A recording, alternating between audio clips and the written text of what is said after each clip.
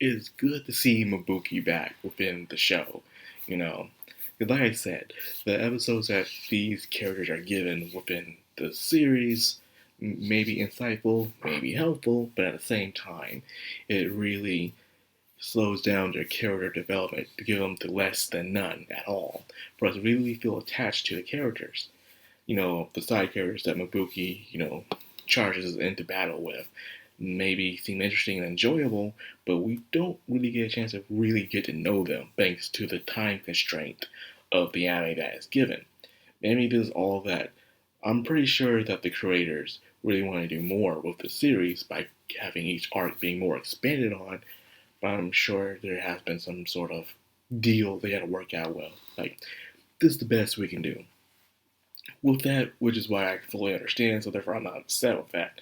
But nonetheless, I'm at least happy that we get to know more about Mabuki in a way, because you see her from the beginning of her story arc to the end of her story arc. How she felt like she was entitled to be a hero. She was entitled to all these things for how much hard she works. But sometimes you can work hard all you want. Just as author from Ruby says, you have to be worthy of what you want sometimes. It doesn't matter how hard you work or what you've been through, because at the end of the day, anybody can use that as an excuse to get something. It doesn't mean they're going to get it. So it was given to Karen despite how skillful she is, but she is proven to be more skillful than Mabuki. It's just that Mabuki has found more resolve of herself because Mabuki found where she is rightfully to be at. She may not have gotten what she wanted, but she definitely got what she deserves. She is right where she is needed. She's among all these other people who are seen as rejects, those who aren't important enough to be given, all the hidden details of certain things that's going on within the world. And I can use a good comparison with Nogi Wakaba from the hero side. Nogi, she goes straight up to the Taisha and she get all the information she wants from them. She has all the secrets, even history, journals, all that stuff. And she doesn't have to go through any struggles. They bow down to her, they tell her stuff immediately, and she gets anything she wants. Compared to Mabuki and their soldiers that only told their mission, and that is it. They don't seem to be important enough for anything else. So of course, being a grunt, which pretty much what these girls are, they're grunts.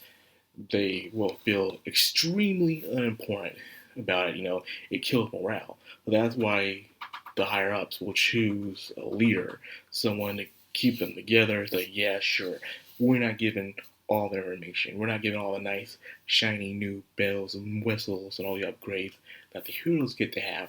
But I care about you. I don't want to see anything bad happen to you. We're in this together, whether we like it or not. So therefore, what we can do is stick around with each other and make sure we all make it through the next day, and so on and so forth. And it shows the characteristics of her. She doesn't feel so entitled, like she wants this, like she's supposed to have this, but instead she feels like she has to do this now. No, like, oh, this must be my destiny. No, it's I have to do this, for the sake of my comrades, kind of like Master Chief and other good generals and leaders throughout fictional history and, of course, real history. They care about their squad, their teammates, their men, their women, all that stuff, because they get through it together. That's all they have. They've been through so much with each other, so they're like truly bond like family. Because of that, you see her resolve when she meets Karen again after since the last time they met. She thought, okay, Karen must be this special, powerful, unbeatable hero, her ideal of a hero. Everyone's ideal of a hero is someone who's unbeatable, who is strong, always smiling, overcoming any adversity. But they also forget that the heroes themselves are human as well.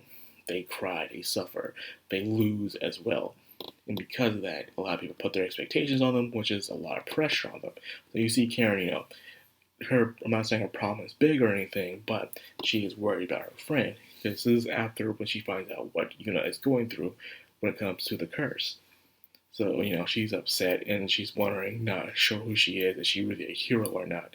So you see someone who's walling around completely lost, unresolved, with all the expectations put onto them, compared to someone who's given little to no information, who seems to be as an replaceable clog within the machine, who has a more resolve of what they are now, that they refuse to be just a stepping stone, that there will be something that people will recognize, It was proven in the lecture, the brief meeting about the ceremony that's to soon take place, as they didn't give him any information or anything like that. And as one of the Taisha was about to say something, Buki gave off a very nice comrade military-like speech of how we're all in this together, so let's just do our mission, Very good speech. Now, we get to see Karen and how she came into a resolve with this, where, you can't do anything by gloating or feeling sorry. But we're going to do it anyway because we're human. So we'll feel down, but no more than at least less than a day.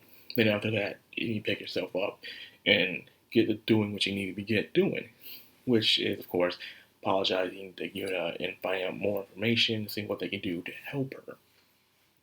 And now we're pretty much at the last episode of the last season of season 2, is where they're trying to stop the ceremony by attacking the vertex.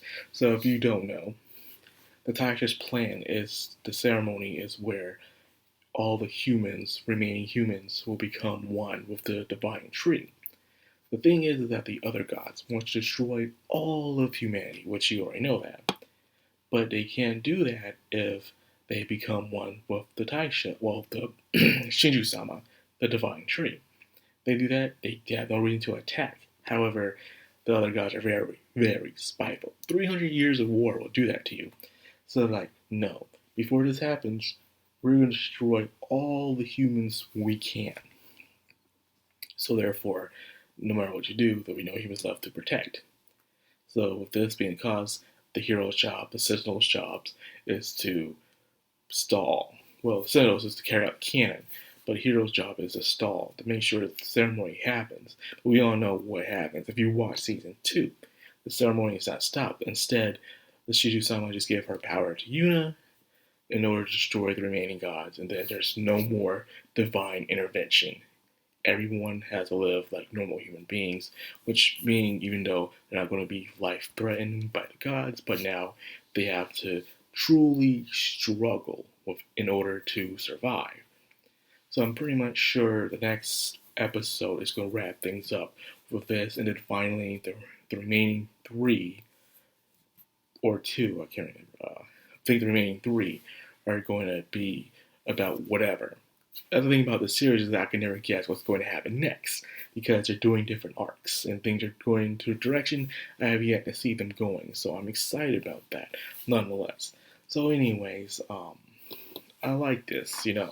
I like how I was wondering how season 3 is going to be like, but now I'm here watching it and more than halfway through it. I can say that I am more than satisfied. It really does help with the world building and perspectives of this world that Takahiro has created, And it truly is their magnus opus, is Yuki Yuna. Not Yamaga Kill, not the upcoming anime slave, and not Release the Spice. This is their magnus opus right here. So anyways, if you enjoyed this video and you'd like to see more of me, like, comment, subscribe, and of course, hit that bell icon. This has been Madcrownxox, all anime. Signing out.